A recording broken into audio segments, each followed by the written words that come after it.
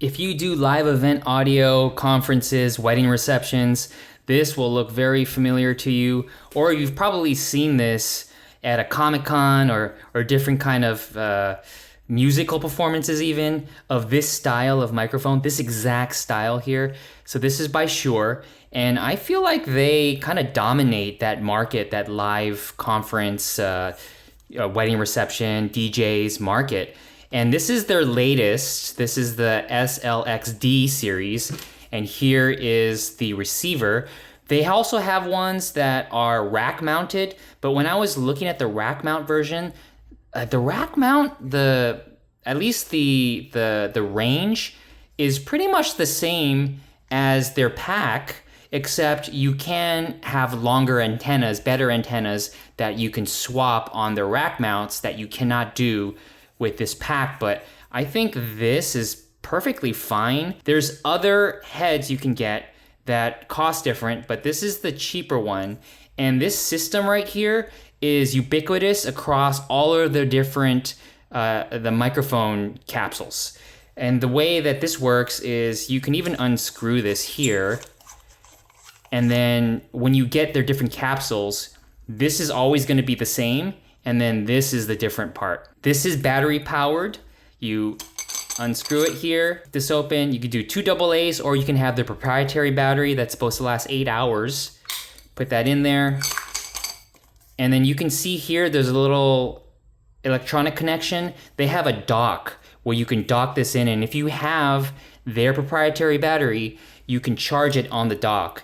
And then the dock holds multiple microphones. So you can just charge it up when you're having a bunch of these handheld microphones. Because if you've seen any kind of convention or panel discussion, you'll see a bunch of people have this. First thing you want to do whenever you're at a new location is you want to get your frequency, get a clean frequency. So I go to group, hit enter, it's scanning my location. And depending on it, if you have another one of those transmitter packs, or if you have one of these, here's how easy it is to sync it.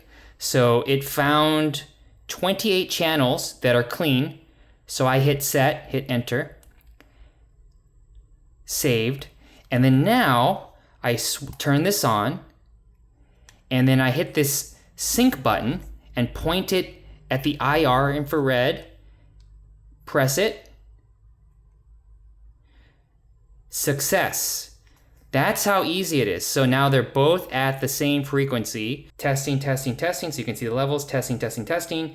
And then you can set the other audio levels on here or here. So in this video, I'm gonna get some sound tests so it's let you know what it sounds like when using this. And I'm gonna test this wireless system. I'm gonna go into the Zoom F3 and I'm gonna test this against just the wired microphones, the XLR microphones. So here's an SM58, an old school SM58 that I've had for years.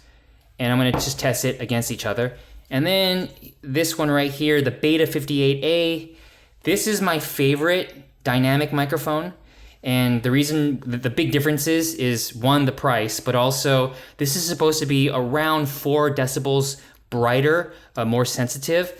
The pickup pattern is not as wide. It's a little shallow from the 58.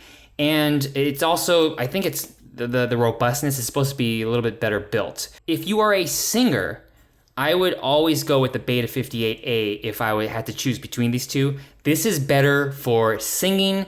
This one's better for speaking, especially speakers who are not mic trained.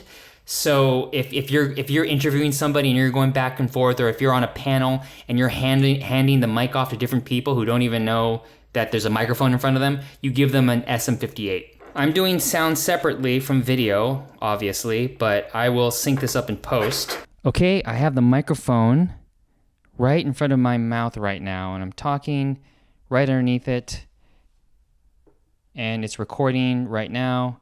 That's the transmitting to the receiver and then going right into the F3. So I'm gonna do some handling noise. I'm gonna touch the mic all around, just like somebody who is inexperienced with it and talking at the same time as they're touching the microphone to hear the handling noise.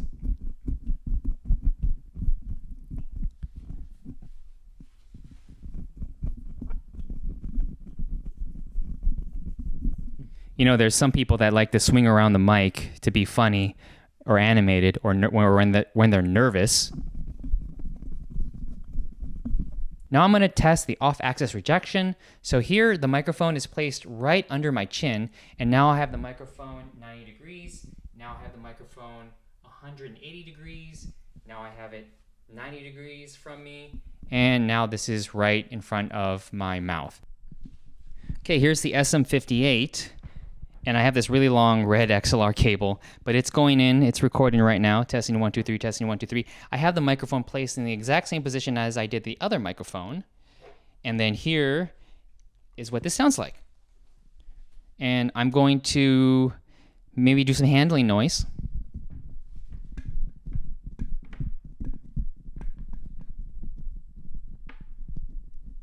I'm doing handling noise as I speak. This is what it sounds like when you're doing handling noise. Now I'm going to do some off-axis rejection. Here, this is directly underneath my mouth. This is 90 degrees. This is 180 degrees. This is 90 degrees again. And now this is facing my mouth. Now I have the Beta 58A. This is what the Beta 58A sounds like. It's going into the Zoom F3. Those are the two other microphones. And this is what it's. I have the microphone placed exactly the same distance as these two. And here is some handling noise.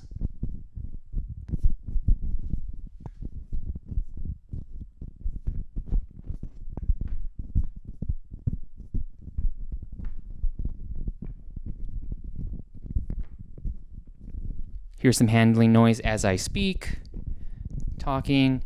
And I'm also grabbing a little bit of the XLR connection too at the same time. And here's the off-axis rejection. This is 90. This is right in front of my mouth.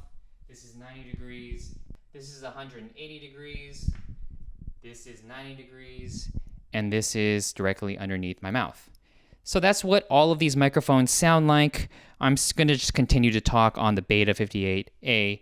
The other good thing about these dynamic mics is that they don't require phantom power, or at least not the 58, SM58 and the Beta. No phantom power needed. So these are what the microphones sound like compared to each other.